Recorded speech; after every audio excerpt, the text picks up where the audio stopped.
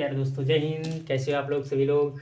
आइए हम जानते हैं क्लास 12 का एक मोस्ट इम्पोर्टेंट नियम है हमारा, जो कहा जाता है बायोस्योट का नियम। तो आइए हम इसको करते हैं। और ये इम्पोर्टेंट भी है, 5 नंबर में आता है, हर साल भी आता है, किसी ना किसी में सेट में फंस जाता है। तो आइए हम इसको करते हैं पहले। ठीक है, पहले इसकी डिफिनेशन करेंगे, फिर इसका डेरिवेशन करेंगे। तो आइए करते हैं हम। तो एक माना माना कोई धारावाही ये तार है। माना कोई धारावाही तार है। माना कोई धारावाही तार है जिसमें जिसमें आई एम्पियर की धारा बह रही है। तार के छोटे खंड डेल्टा एल के मध्य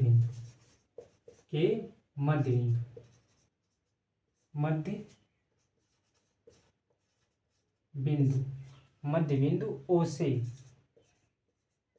से थीटा कोण बनाते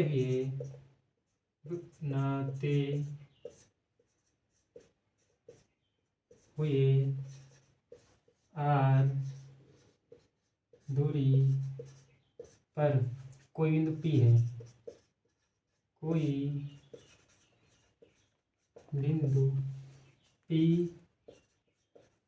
है। जहाँ चुंबकीय क्षेत्र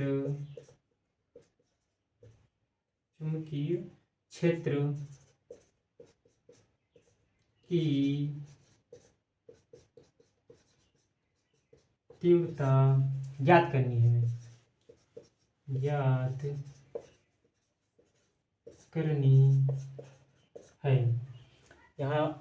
चुंबकीय क्षेत्र की तीव्रता ज्ञात करनी है। आइए हम इसका चित्र बनाते हैं। ये हमारा इसका चित्र बन गया।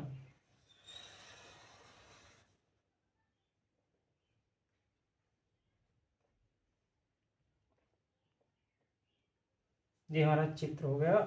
ये हमारा, इसको डॉट डॉट करते हैं।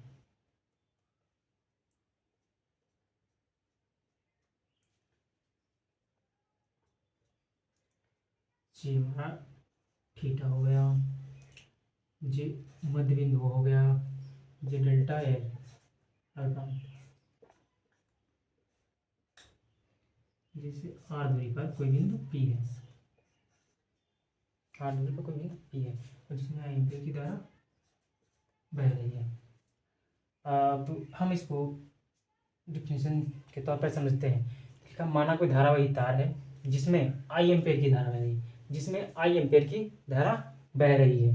तार के छोटे खंड, ये तार का हमारा छोटा खंड है, डेल्टा एल के मध्य बिंदु ओ से थीटा कोण बनाते हुए आर दूरी पर कोई बिंदु पी है, जहाँ चुंबकीय क्षेत्र की तीव्रता ज्ञात करनी है।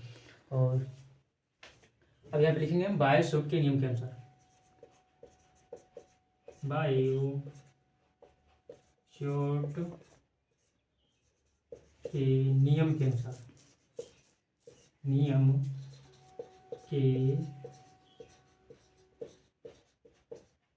अनुसार अब फिर इसके बाद लिखेंगे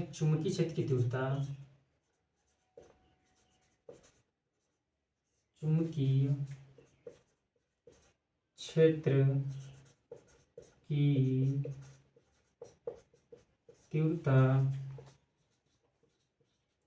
निम्न बातों पर निर्भर करती है। बातों पर निर्भर करती है। चुंबकीय क्षेत्र की तीव्रता निम्न बातों पर निर्भर करती है। तो आइए देखिए कौन कौन सी बातें हमारी होती हैं। चुंबकीय क्षेत्र, चुंबकीय क्षेत्र धारा के अनुक्रमानुपाती होता है, धारा के अनुक्रमानुपाती होता है। चुंबकीय क्षेत्र, चुंबकीय क्षेत्र धारा के अनुक्रमानुपाती होता है, ठीक है। और अब तार, मतलब इस तार का छोटा खंड अल्पांश, इसके अनुक्रमानुपाती होता है, डेल्टा एल के अनुक्रमानुपाती होता है। ये हमारा इसके भी अनुक्रमानुपाती डेल्टा एल अनुक्रमानुपाती होता है। और जो ओ से थीटा कोण बनाते हुए आर दूरी पर इसके जो आर दूरी है, इसके बेस की दूरी है, उसके वर्ग के व्युत्क्रमानुपाती होता है, यानी व्युत्क्रमानुपाती होता है। ये हमारा व्युत्क्रमानुपाती हो गया 1/r², क्योंकि जब व्युत्क्रमानुपाती हो तो हमारा बटे में क्वेश्चन खाते हैं, उसको स्क्वायर मत लगा देते हैं, व्युत्क्रमानुपाती r², ठीक है। और फिर हमारे इसके चुंबकीय क्षेत्र की ज्या के अनुक्रमानुपाती होता है, अनुक्रमानुपाती ज्या के हमारी साइन थीटा की बी अनुक्रमानुपाती साइन थीटा। जी मेरा पहले समीकरण हो गया था, जी मेरा 2, जी मेरा 3, जी मेरा 4, ठीक है, ठीक है। अब इनका पहले लिखे, ठीक है, एक मिनट ऐसे रुको। तो हमारे ये 4 समीकरण बन गए। तो अब हम इनकी तुलना कर देंगे सबकी। तो समीकरण 1,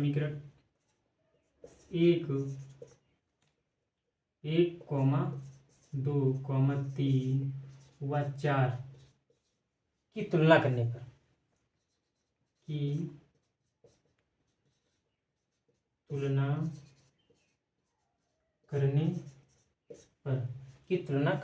पर, तो आइए तुलना करते हैं। बी अनुक्रमानुपाती, तो हमारा आई जे डेल्टा एल साइन थीटा बटे मियाँ हमारा जी r² आ जाएगा, r²। तब मेरा जो अनुक्रमानुपाती का कोई चिन्ह हटता है तो हमारा कोई नियतांक जुड़ता है। तो आइए देखते हैं नियतांक हमारा जुड़ेगा, हमारा नियतांक जुड़ता है हमारा है μ0/4π। तो नियतांक हमारा जुड़ जाएगा μ0 b बराबर μ0/4π और गुणे I delta L sine theta upon r²। तो ये हमारा बायोट का नियम आ गया है। इसका हमारा मात्रा होता है, मात्रा लिखते हैं, इसका टेस्ला होता है लगभग में, ठीक है। और फिट हो चुका है। तो एक बार बता देते हैं कि कैसे हमारी इसकी डिफिनीशन लिखी जाएगी। कि माना कोई धारावाही तार है जिसमें आई एम्पेयर की धारा बह रही है, जिसमें आई एम्पेयर की धारा बह रही है। तार के छोटे खंड जो हमारा छोटा खंड है डेल्टा एल के मध्य बिंदु ओ है, मध्य बिंदु ओ से थीटा कोण बनाते हुए आर दूरी पर कोई बिंदु पी है जहाँ चुंबकीय क्षेत्र की तीव्रता ज्ञात करनी है, ठीक है। बस आज के लिए इतना ही रखते हैं। बस मिलते हैं एक नई वीडियो के साथ, बेहतरीन के साथ, ठीक। जब के लिए थैंक यू, वेलकम।